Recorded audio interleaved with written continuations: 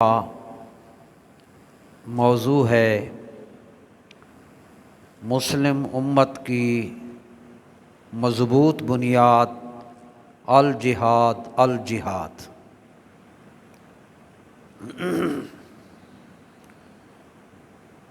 اس حوالے سے چند قرآنی آیات، کچھ احادیث مبارکہ اور فلسطین اور اسرائیل کی جنگ کے حوالے سے چند باتیں عرض کرنی ہیں۔ رب العالمین ہماری اس گفتگو کو اپنی پاک بارگاہ میں قبول فرمائے اور اللہ تعالی مسلم امت کو عروج عطا فرمائے۔ حضرت علامہ اقبال علیہ رحمہ کا ایک شعر ہے، آپ نے یہ شعر کہا: قوموں کے لیے موت ہے، قوموں کے لیے موت ہے مرکز سے جدائی۔ یعنی جب قوم اپنے مرکز سے ہٹ جائے تو اس کے لیے موت ہے۔ قوموں کے لیے موت ہے مرکز سے جدائی، اور ہو صاحب مرکز تو خودی کیا ہے خدائی۔ اور اگر مرکز کے ساتھ جڑا ہوا ہو تو پھر اس کی جو ذات ہے خود ہی ہے، وہ ایک کائنات ہے۔ یہ پوری گفتگو کا نچوڑ ہے کہ ہم سب نے نبی کریم علیہ السلام کی ذات اقدس سے جڑنا ہے۔ ہماری زندگی رسول کریم علیہ السلام کی ذات اقدس کے ساتھ جڑنے میں ہے۔ اسی کو اقبال علیہ رحمہ نے کہا تھا: تیری زندگی اسی سے، تیری آبرو اسی سے، تیری زندگی اسی سے، تیری آبرو اسی سے، جو رہی خودی تو شاہی، نہ رہی تو رو سیاہی۔ محبوب کا تعلق مضبوط ہے تو پھر سب کچھ ہے۔ در دل مسلم مقام مصطفیٰ، آبرو ماز نام مصطفیٰ۔ مسلمان کے دل میں حضور علیہ الصلاۃ والسلام کی عزت اور مقام اور مرتبہ ہے، اور ہماری آبرو نبی پاک کے نام اقدس سے ہے۔ یہ خلاصہ تھا حضرت علامہ اقبال کے اشعار کی روشنی میں۔ قرآن کریم کی آیت مبارکہ جو سورہ نساء کی آیت نمبر 75 ہے، اس کا ترجمہ عرض کرنے سے پہلے اس کا پس منظر عرض کرنا ضروری سمجھتا ہوں۔ مکہ مکرمہ میں بہت سے مرد، عورتیں اور بچے ایسے رہ گئے جو ہجرت نہ کر سکے، اسلام قبول کر چکے تھے مگر ہجرت کی طاقت نہ تھی، ہمت نہ تھی، ذرائع اور اسباب نہ تھے، وہ مکہ پاک رہ گئے۔ تو اب جب اسلام وہ قبول کر چکے تھے اور مکہ شریف میں ہی رہ گئے، تو پھر اسلام کے جو منکر تھے، کفار تھے، بس پھر انہوں نے ان پر ظلم و ستم ڈھائے، کیونکہ نہ تو وہ ہجرت کر سکتے تھے اور نہ ان کو امن و سکون تھا۔ بس پھر وہ دو کام کرتے تھے، ایک تو ظالموں کے ظلم برداشت کرتے تھے، اور دوسری طرف رب کریم کی بارگاہ میں فریادیں کرتے تھے۔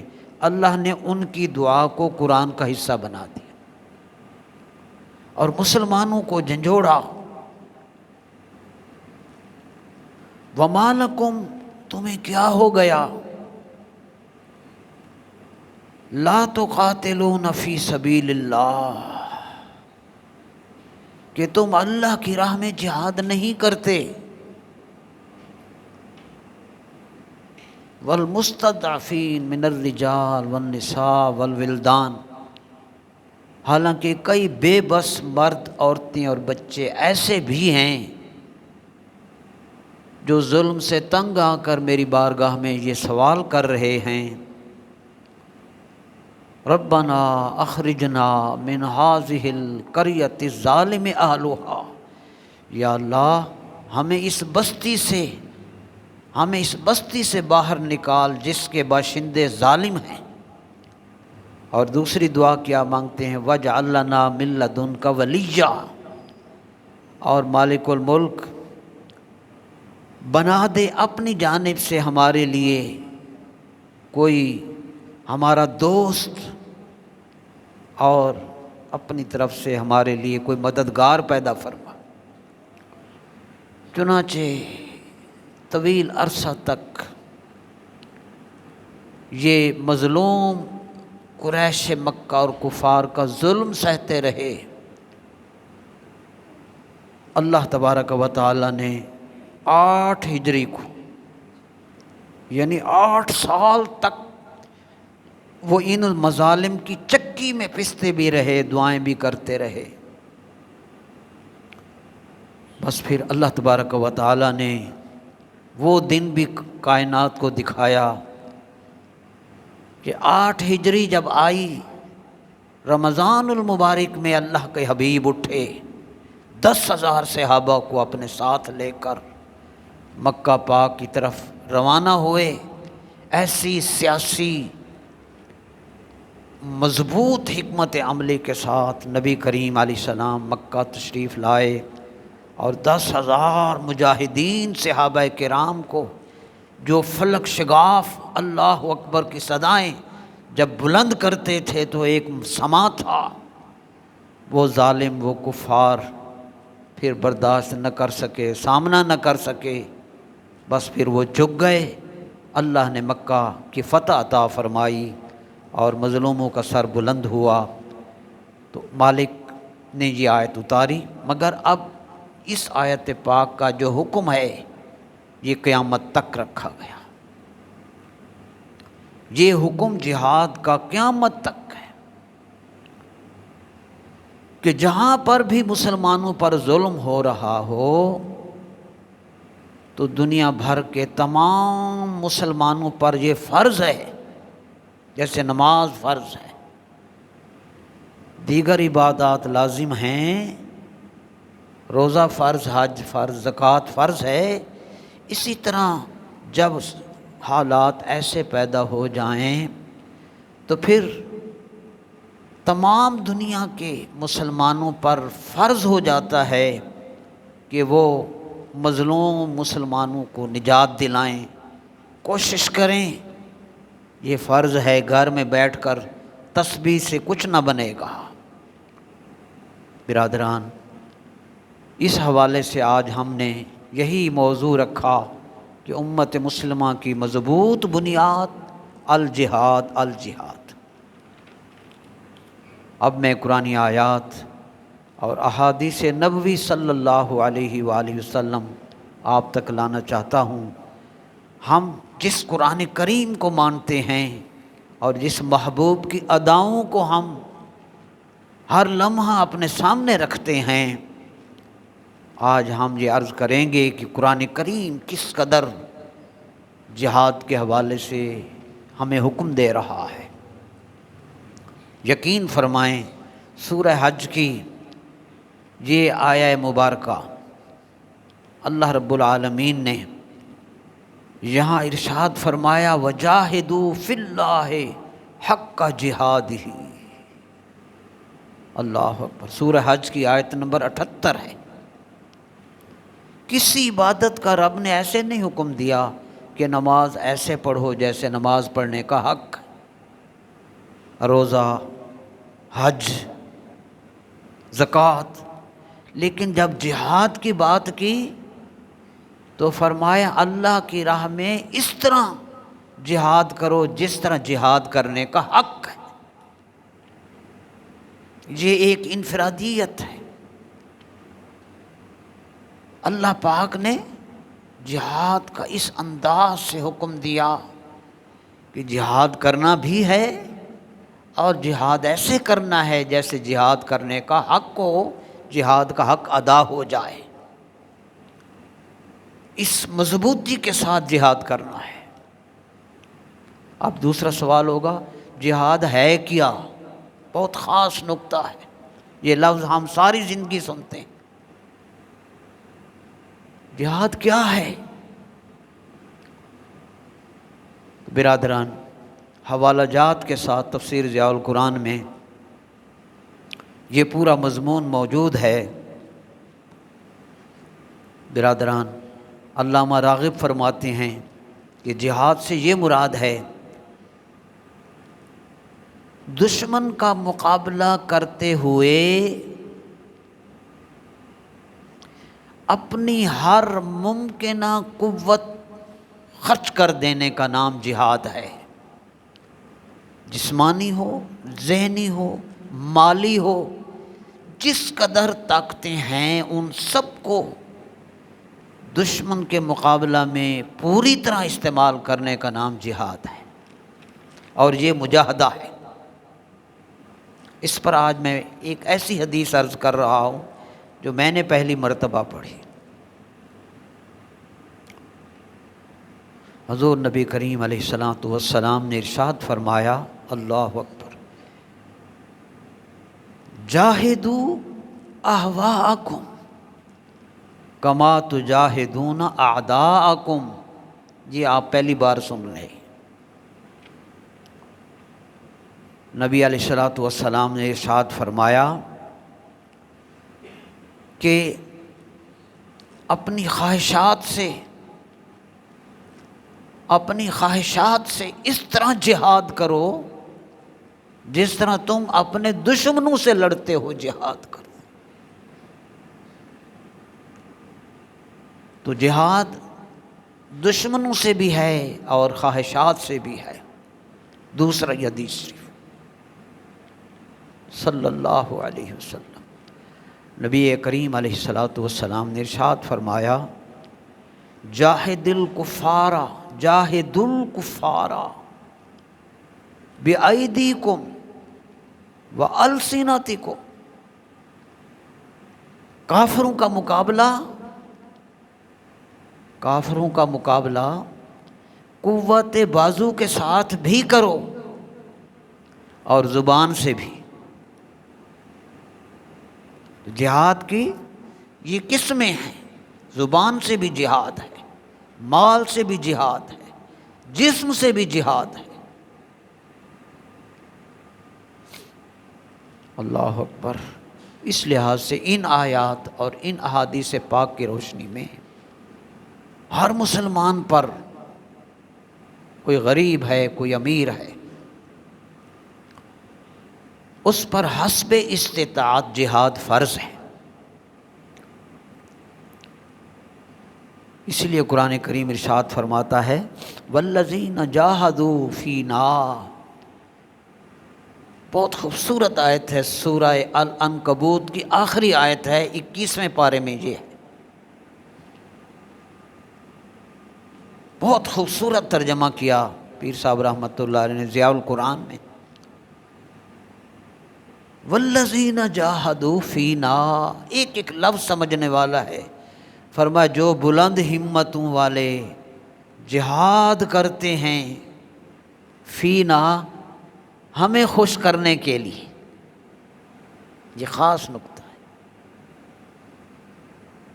ہمیں خوش کرنے کے لیے، پیسوں کے لیے نہیں، شہرت کے لیے نہیں۔ جو بلند ہمت جہاد کرتے ہیں فینا، ہمیں خوش کرنے کے لیے، مالک نے فرمایا لنہدینہم سبلنا، ہم ان کے لیے ضرور اپنی راہیں کھول دیں گے، ہم ان کے لیے اپنے قرب کے راستے کھول دیں گے۔ بس وہ کوشش کرتے آئیں گے اور ان کو ہمارا قرب حاصل ہوتا چلا جائے گا، وہ ہمارے قریب ہو جائیں گے۔ وَإِنَّ اللَّهَ لَمَعَ الْمُحْسِنِينَ، اور بے شک اللہ تعالی ہمیشہ، یہ خاص جملہ ہے، 1 منٹ کے لیے نہیں، 5 منٹ کے لیے نہیں، جمعے کے لیے نہیں، عید والے دن نہیں، رمضان میں نہیں۔ وَإِنَّ اللَّهَ، اللہ تاکید کا، لَمَعَ الْمُحْسِنِينَ، اس کا ترجمہ یہ کیا، اللہ تعالیٰ جو محسن لوگ ہوتے ہیں، ہر نیک کام اچھی طرح کرتے ہیں، اللہ ہمیشہ ان کے ساتھ ہوتا ہے، ہمیشہ اللہ ان کے ساتھ ہے۔ یہ تھیں قرآنی آیات جن کا جہاد سے تعلق ہے۔ بقیہ زندگی ہم نے اب ایسے گزارنے کی کوشش کرنی ہے، پھر مالک راستے کھولے گا، اسباب بنائے گا، پھر کامیابیاں نظر آنے لگ جائیں گی، آپ آگے بڑھیں گے، وہ کامیابی اللہ کی رحمت چل کر آتی چلی جائے گی اور آپ کو پھر نظر آئے گی۔ میں نے ایک حدیث شریف میں پڑھا، حضور علیہ السلام نے ارشاد فرمایا، اللہ کو یاد کرو تو پھر کیا ہوگا؟ فرمایا تم اللہ کو اپنے سامنے پاؤ گے، تجدہ امامک یا تجدہ تجاہک، تو اس کو، اللہ کو اپنے سامنے پائے گا، اس کی رحمت کو سامنے پاؤ۔ تم سوچ رہے ہوگے کام ہو چکا ہوتا ہے، سوچو گے یہ تو کام ہو گیا، وہ اللہ کی مدد ہوتی ہے۔ آپ ارادہ کر رہے ہوں گے، اللہ پاک وہ کام آگے کر دے گا، یہ اللہ کی مدد اترتی ہے، وہ کوشش، اللہ خلوص کو، اس محبت کو دیکھ رہا ہے۔ اب جو اس حوالے سے احادیث مبارکہ ہیں، بہت خوبصورت حدیث شریف ہے۔ اب ہم کہتے ہیں چھوڑو جی، کاروبار کرو، ان مولویوں کی باتوں میں یہ تو ختم کر دیں گے، ان کو خود نہیں پتہ۔ ہم کہتے ہیں جو رسول اللہ کی بات جانتا ہے اسے اور کیا ضرورت ہے، صلی اللہ علیہ وسلم۔ جو نبی کریم کا علم جس کے پاس ہے، کیا وہ فزکس، کیمسٹری، میتھ کو تم نے پیمانہ سمجھ رکھا ہے؟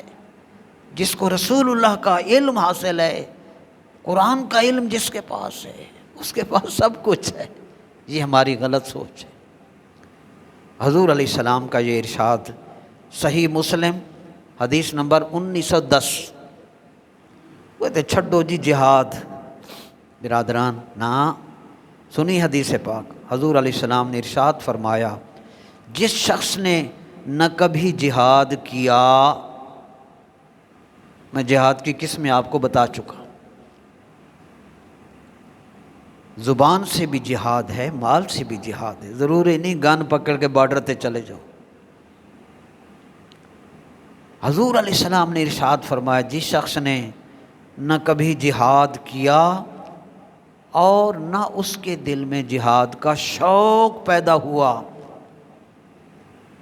ٹھیک ہے جی، نہ شوق اٹھا نہ اس نے جہاد کیا، اسی حال میں وہ مر گیا، تو حضور علیہ السلام نے ارشاد فرمایا وہ منافق کی موت مر گیا ہے، وہ منافقت کی حالت میں اس کو موت آئی ہے۔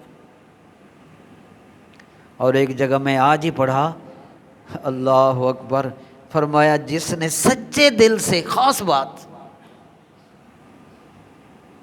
جس نے سچے دل سے تنہائی میں بیٹھ کر اپنے رب سے دعا مانگی، یا اللہ مجھے شہادت کی موت عطا فرما، حضور علیہ السلام نے فرمایا اس کے اخلاص بھری یہ دعا اللہ کو اتنی پسند ہے، فرمایا وہ اگر گھر میں ہی فوت ہوگا تو اللہ اس کو شہادت کا ثواب عطا فرما۔ بات تو نیت پہ چل رہی ہے، ٹھیک ہے جی۔ یہ خاص حدیث پاک میں نے آج مشکاہ شریف میں پڑھی۔ ایک دوسری حدیث پاک، ہم کہتے ہیں بس عبادت کرتے رہیں، تلاوت کرتے رہیں، روزے رکھتے رہیں، ذکر و اذکار۔ یہ حدیث پاک سنن الکبریٰ للبیہقی، حدیث شریف ہے 2786۔ محبوب کریم علیہ السلام نے ارشاد فرمایا، جہاد میں تمہاری شرکت، تم نے گھر چھوڑا، تم نے جہاد میں حصہ لیا اللہ کی راہ کے لیے، جہاد میں تمہاری شرکت اپنے اہل و عیال میں رہ کر 60 سال کی عبادت سے افضل ہے۔ جہاد میں شرکت کی، 60 سال گھر میں عبادت کی، حضور نے فرمایا وہ جو تم نے شرکت کر لی ہے وہ گھر کی 60 سال کی عبادت سے زیادہ فضیلت والی۔ 2 حدیثیں میں اب نبی کریم کی اپنی تڑپ کیا تھی شہادت کی، کیونکہ یہ موضوع کبھی کبھی مالک کی طرف سے کرم نوازیاں ہوتی ہیں، یہ موضوعات ملتے ہیں، تو مشکات شریف کتاب الجہاد میں نے پڑھی، بہت سی احادیث اس میں تھیں، لیکن جب میں نے حضور صلی اللہ علیہ وآلہ وسلم کی خود یہ حضور کا فرمان سنا تو پھر دل میں ایک شوق اٹھا، یہ میں نے نوٹ کیا، حضور کے اپنے دل کے اندر شہادت کی تمنا کتنی تھی، حالانکہ امام الانبیاء، سید الانبیاء، محبوب رب، انہی کی خاطر سب کچھ، قرآن ان پر اترا، حضور کے دل میں جہاد کی، شہادت کی تڑپ کتنی تھی، شہادت کا شوق کتنا تھا۔ 4 مرتبہ یہ جملہ رسول اللہ صلی اللہ علیہ وسلم نے فرمایا، کتنی مرتبہ؟ 4 مرتبہ، ایک دفعہ نہیں کہا، اور قسم اٹھائی، قسم اٹھائی، والذی نفسی بیدہ، یہ قسم اٹھائی، فرمایا اللہ کی قسم، اس اللہ کی قسم جس کے قبضہ قدرت میں میری جان ہے، میں پسند کرتا ہوں، میں چاہتا ہوں ان اقتل فی سبیل اللہ ثم احیا۔ 4 مرتبہ یہ جملہ رسول اللہ صلی اللہ علیہ وسلم نے فرمایا، ان اقتل فی سبیل اللہ ثم احیا، میں اللہ کی راہ میں شہید کر دیا جاؤں، پھر مجھے اللہ دوبارہ زندہ کرے، میں پھر شہید ہو جاؤں، میں اقتل فی سبیل اللہ، میں اللہ کی راہ میں شہید کر دیا جاؤں، بات ختم نہ ہو، اللہ پھر مجھے زندہ کرے، میں پھر شہید ہوں، پھر زندگی ملے، پھر میں شہادت پاؤں، پھر اللہ مجھے زندہ کرے، پھر شہید ہو جاؤں، پھر اللہ مجھے دوبارہ زندہ کرے، پھر میں شہید ہو جاؤں۔ یہ حضور پاک کی اپنی تڑپ ہے شہید ہو۔ اس سے آپ اس اعزاز کی اہمیت کا اندازہ لگا سکتے ہیں کہ یہ راہ حق میں اپنی قیمتی چیز پیش کر دینا کتنا بڑا کام ہے، کتنی بڑی سعادت ہے۔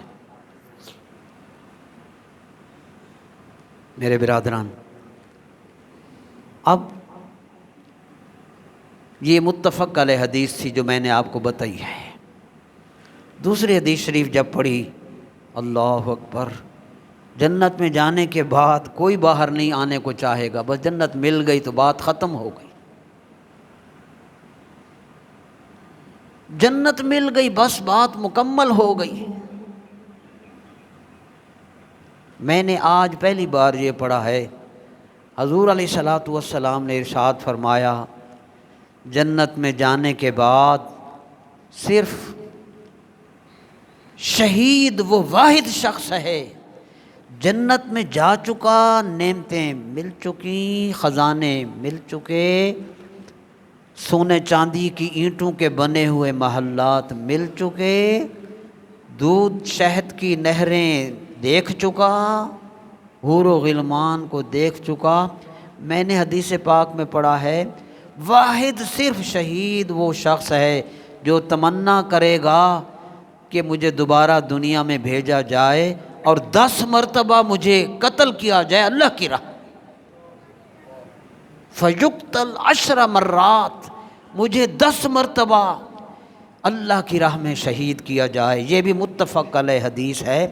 یہ شہادت کا مقام ہے، راہ حق میں شہید ہونے کا یہ درجہ ہے۔ یہ کوئی ایسے نہیں جا رہے، بدر میں ایسے نہیں گئے تھے، احد والے ایسے نہیں گئے تھے، 70 صحابہ شہید ہوئے۔ اور حضرت حمزہ کی صاحبزادی جب حضور علیہ، جو حضرت شیخ نے لکھا، حضرت حمزہ کی صاحبزادی حضرت فاطمہ، شہداء کے وارثوں کے ساتھ کتنی خیر خواہی کرنی ہے۔ ہم نے ان شہیدوں فلسطین کے شہداء کے لیے ہم نے کیا جذبہ رکھنا ہے، ہمارا فرض کیا ہے؟ میرے برادران، حضرت شیخ نے مدارج میں لکھا، جب حضور پاک صلی اللہ علیہ وسلم اور صحابہ کرام 70 شہادتوں کے بعد مدینہ پاک میں تشریف لائے، ہر گھر کے اندر شہادتیں ہو چکی تھیں۔ سید الشہداء حضرت حمزہ رضی اللہ تعالی عنہ کی صاحبزادی، ان کا نام بھی حضرت فاطمہ تھا، انہوں نے نبی کریم علیہ السلام کے سامنے آئیں، آپ کی سواری کے آگے آئیں اور حضور سے عرض کیا، میرے والد کہاں ہیں؟ میرے والد کہاں ہیں؟ اللہ اکبر! تا قیامت امت کو یہ سبق دیا رسول اللہ صلی اللہ علیہ وسلم نے۔ حضور نے فرمایا، تمہارا والد میں ہوں، تمہارا والد میں ہوں۔ اس سے ہمیں یہ سبق ملتا ہے، جتنے لاوارث یتیم ہو گئے فلسطین میں، پوری مسلم امت ان کے لیے باپ کی حیثیت رکھتی۔ مجھے حیرت ہوئی، حضور نے یہ جملہ کہہ کر پوری امت کا ذہن موڑ دیا کہ اب تمہاری ذمہ داری کیا ہے، تم نے کیا کرنا ہے، تمہاری ڈیوٹی کیا ہے۔ اللہ اکبر! برادران،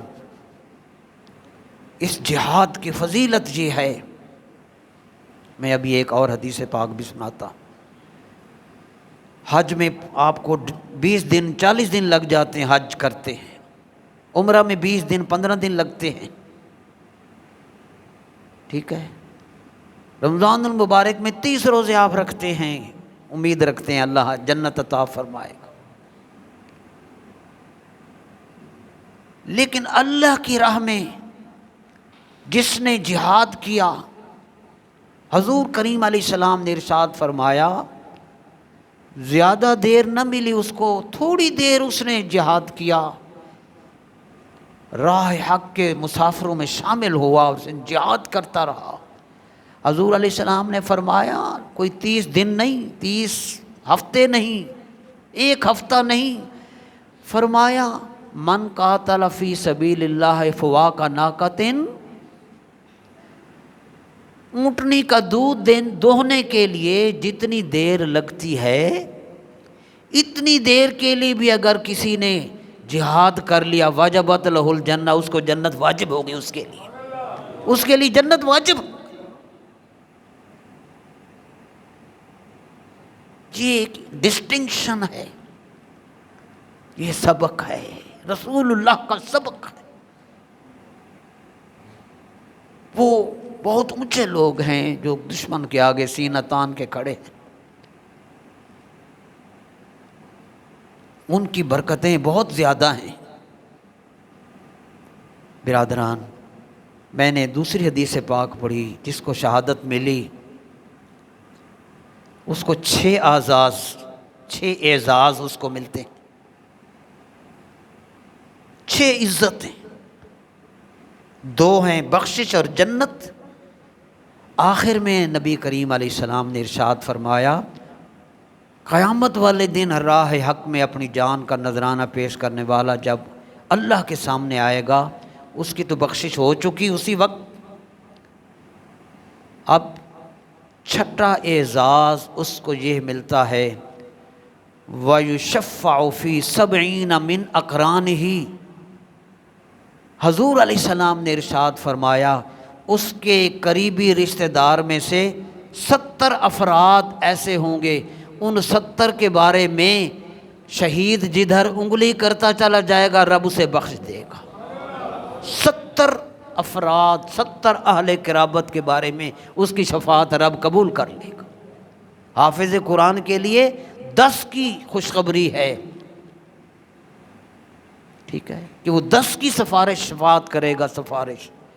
مگر جس نے سب کچھ اپنے رب کو دے دیا، اللہ فرمائے گا یہ 70 افراد اپنے خاندان سے لے آ، تو اشارہ کرتا چلا جائے گا میں جنت کے دروازے کھول دوں گا۔ 70۔ اس کے علاوہ ہیں اور 5 اعزاز۔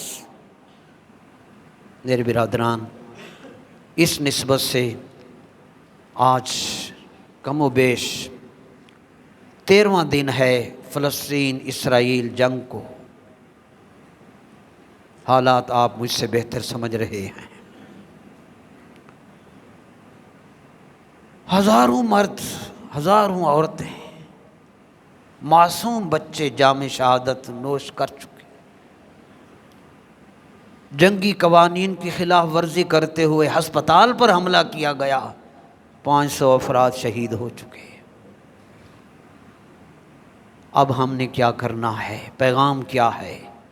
ہماری ڈیوٹی کیا ہے؟ 57 اسلامی ممالک میں رہنے والے اور پوری دنیا کے مسلمان، ہمارا فرض کیا ہے؟ ہمارا فرض پہلا یہ ہے، علامہ کا شعر تھا، ایک ہوں مسلم حرم کی پاسبانی کے لیے۔ سارا خلاصہ ایک شعر میں، ایک ہوں مسلم حرم کی پاسبانی کے لیے، نیل کے ساحل سے لے کر تا بخاک کاشغر، پوری کائنات کے جتنے مسلمان ہیں وہ سب ایک ہو جائیں، یہ پہلا فرض ہے۔ اپنی اختلافات ختم، گروہی، ذاتی، اپنی مصلحتیں وغیرہ ختم، ایک ہو کر، بیک زباں ہو کر، ایک ہی زبان میں پوری امت اس ٹائم اکٹھی ہو۔ آپ دیکھ رہے ہیں امریکہ اپنی ویٹو کی پاور استعمال کر چکا، اجلاس میں 2 مرتبہ وہ اپنی ویٹو پاور، اس کو عالمی طاقتوں نے، جو 5 بڑی طاقتیں ہیں، جب اس کی بات آتی ہے اسرائیل کی، وہ نہیں اس پر قائم رہتا، وہ کہتا ہے میں ان کی کچھ نہیں کر سکتا، اسرائیل کے خلاف میں نہیں کچھ کر سکتا، ویٹو پاور یوز کر رہا ہے۔ ہم کچھ نہ کریں؟ نہیں، ہم جو کچھ کر سکتے ہیں۔ ایک حکومتوں کی ڈیوٹی ہے، یاد رکھیں، ایک علماء کی ڈیوٹی ہے، ایک عوام کی ذمہ داری ہے۔ ہر شخص کلکم راعٍ وکلکم مسئول عن رعیتہ، ہر شخص ذمہ دار ہے اور ہر شخص سے اپنی ذمہ داری کے بارے میں سوال کیا جائے گا۔ اگر حکمران آگے پیچھے ہوتے ہیں اس دن پوچھا جائے گا۔ علماء نئی گفتگو کے لوگوں کو نہیں سمجھاتے، وہ پوچھے جائیں گے۔ اور مسلمان مرد اور عورت اپنی ذمہ داری ادا نہیں کرتے، ان سے پوچھا جائے گا۔ میں حیران ہوا، یہ حدیث پاک پڑھی، نبی کریم علیہ الصلوۃ والسلام تشریف فرما تھے، ایک صحابی رسول جہاد کی خاطر اونٹنی لایا۔ حضور یا رسول اللہ، یہ میری اونٹنی ہے، جب کوئی جہاد میں جائے تو یہ میری طرف سے۔ اللہ اکبر! حضور پاک نے چپ کر کے نہیں لی، قیامت تک کے لیے اسوہ حسنہ ہر مسلمان کے لیے۔ میں نے، آپ نے کیا کرنا ہے؟ وہ جب صحابی رسول اونٹنی لائے، آپ نے بھی آج مجاہدین کے لیے، شہداء کے لیے اپنی جانب سے کچھ بھیجنا ہے۔ دامیں، درمیں، قدمیں، سخنیں، زبان کے ذریعے، طاقت کے ذریعے، پیسے کے ذریعے، مال کے ذریعے، سب کچھ کرنا ہے، یہ دوسرا فرض ہے۔ یونٹی پرفارم کرنی ہے، بھول جائیں اختلافات، چھوڑ دیں اختلافات، وہ علماء کا کام ہے۔ بہت ہم نے مقابلے مناظرے کر لیے، کوئی نہیں مانتا، بس کہہ دیا۔ انبیاء بھی یہی کہتے گئے، میرا کام تھا پہنچا دینا، ہدایت اس اللہ کے ذمے ہے۔ چھوڑ دیں اختلافات، زبان کا ہے، وہ علماء جہاد کر رہے ہیں، سمجھا رہے ہیں۔ کوشش کریں کہ ہم یونٹی پرفارم کریں۔ اگر الکفر ملت واحدہ، اگر کافر سارے ایک ہیں تو ہمیں بھی ایک ہونا ہے، ایک دوسرا ہمیں تعاون کرنا ہے۔ گورنمنٹ کو چاہیے کہ وہ فنڈ قائم کرے، اگر کرونا کے لیے فنڈ جنریٹ کر سکتے ہیں، متاثرین زلزلہ کے لیے ہم فنڈ دے سکتے ہیں تو ادھر نہیں دے سکتے، یہ گورنمنٹ سپورٹ کرے، سپروائز کرے، نگرانی رکھے، ایک فنڈ جنریٹ ہو تاکہ ہر مسلمان اس کے اندر اپنا حصہ ڈالے۔ ایک وہ صحابہ رسول اونٹنی لائے، قربان جائیں ان صحابہ پر، ان کی اداؤں پر قرآن کریم اور اترتا۔ وہ اونٹنی لائے اور عرض کی، یا رسول اللہ صلی اللہ علیہ وسلم، یہ اونٹنی ہے، جہاد کے لیے میں پیش کرتا ہوں۔ نبی کریم علیہ الصلوۃ والسلام نے ارشاد فرمایا، تجھے قیامت کے دن اس اونٹنی کے بدلے میں اللہ تعالیٰ سجی ہوئی، ایک نہیں، دو نہیں، تین نہیں، حضور نے فرمایا اللہ تعالیٰ تجھے 700 اونٹنی عطا فرمائے گا۔ ایک کے بدلے میں کتنا؟ بات اخلاص کی تھی۔ آپ نے آج اسی جذبے کا مظاہرہ کرنا ہے۔ ہم 3 ٹائم کھاتے ہیں یار، ایک ٹائم کم کر دیں، وہ بھیجیں ادھر۔ 92 چینل والوں کا ہم شکر گزار ہیں، وہ اپنے خبروں سے پہلے عربی زبان کے اندر فلسطین کی طرف سے ایک درخواست وہ عربی میں کرتا ہے، اس کا ایک جملہ مجھے بڑا دل کو لگا۔ وہ عربی زبان میں کہہ رہے تھے، فَكَيْفَ نَأْكُلُ وَإِخْوَانُنَا وَأَخَوَاتُنَا جَائِعِينَ، ہم کیسے کھانا کھا سکتے ہیں، ہماری بہنیں اور ہمارے بھائی بھوکے بیٹھے، ہم 3 ٹائم یا ایک ٹائم کیسے کھائیں؟ اللہ ایسے چینل والوں کو سلامت رکھے۔ بہت سے چینل بے حیائی پھیلانے میں لگے ہوئے ہیں، ان کے لیے سورہ نور کی آیت یاد رکھیں۔ یہ ویوز، یہ ڈالر، یہ پیسے یہی رہ جانے ہیں۔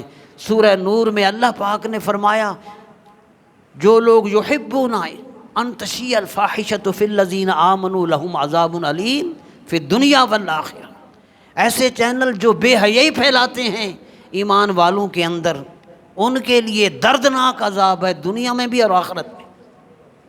اور کئی چینل ہیں جو ایسے کام کر رہے ہیں، حضور کی امت کی بھلائی کر رہے ہیں، تو آپ نے، میں نے، سب نے یہ کام کرنا ہے، اپنے پیسے، اپنی چیزیں ادھر بھیجنی ہیں۔ اور ہم سب کے سب، آخری بات کہ اسرائیل کی مصنوعات اور جتنے ملک اسرائیل کے ساتھ کھڑے ہیں ان کی پروڈکٹس کی ہم نے بائیکاٹ کرنا ہے۔ مجھے بیٹے بتا رہے تھے کہ پاکستان میں ان کی مصنوعات آدھی رہ گئی ہیں، سیل ان کی ہاف ہو چکی ہے۔ آپ اس پر جب تک جنگ بندی نہیں ہوتی، جب تک صلح پر آمادہ نہیں ہوتے، میرے برادران، پوری مسلم امت کھڑی ہو کر ان کی چیزوں کا بائیکاٹ کرے، ان کی گردن ٹوٹ جائے گی۔ یہ بھوکے مریں گے تو ان کو عقل آئے گی، ان کے سارے اکاؤنٹ خالی ہو جائیں گے، ان کو پتہ چلے گا کہ خون مسلم کی قیمت کیا ہے۔ ہم نے یہ دیکھنا ہے، کاروبار رہے یا نہ رہے، صرف یہ دیکھنا ہے کہ محمد عربی راضی ہو جائے، بس کچھ نہیں۔ یہ ہماری کوشش ہے، یہ ہمارے فرائض ہیں۔ نماز کا ایک مسئلہ عرض کر رہے ہیں۔ پچھلے جمعۃ المبارک میں ہم نے آپ کو بتایا تھا کہ امام بننے کی اور امامت کی شرائط کیا ہے۔ آج ہم آپ کو بتا رہے ہیں کہ مقتدی بننے کی شرائط کیا ہے۔ مقتدی بننے کی شرائط کیا ہیں؟ کب ایک شخص مقتدی بنتا ہے اور امام کی اور جماعت میں امام کی نماز کے ساتھ شامل ہوتا ہے اور اس کو جماعت کا ثواب ملتا ہے؟ مقتدی بننے کی شرائط، نمبر 1، اللہ اکبر، مقتدی بننے کے لیے یہ لازم ہے کہ مقتدی اور امام کی نماز ایک ہو۔ یہ نہیں ہے امام صاحب زور پڑھ رہے ہیں، مقتدی اثر پڑھ رہا ہو، نماز میں شامل وہ نہیں ہوگا۔ نمبر 2، نیت کرے مقتدی کہ میں پیچھے امام کے اللہ اکبر، نیت نہیں کرے گا وہ اپنی پڑھ رہا ہے اس کی نہیں ہوگی۔ نیت کرے پیچھے امام کے اللہ اکبر، ایک، اور جو نماز مقتدی کی ہو، امام کی ہے، وہی مقتدی کی۔ اور تیسرا، صفوں میں تسلسل ہو، ایک صف، دوسری صف، تیسری صف، چوتھی صف، پانچویں، چھٹی صف، تسلسل ہو۔ یہ نہیں امام صاحب اندر نماز پڑھا رہے ہیں، مقتدی برآمدے میں یا مسجد کے باہر اللہ اکبر، کوئی نہیں شامل ہوگا۔ یہ تسلسل صفوں کا لازمی ہو، پھر وہ جس صف میں بھی کھڑا ہے وہ امام کے ساتھ شامل ہے، وہ مقتدی امام کے ساتھ نماز میں شامل ہے۔ اللہ تعالیٰ فہم عطا فرمائے، آمین۔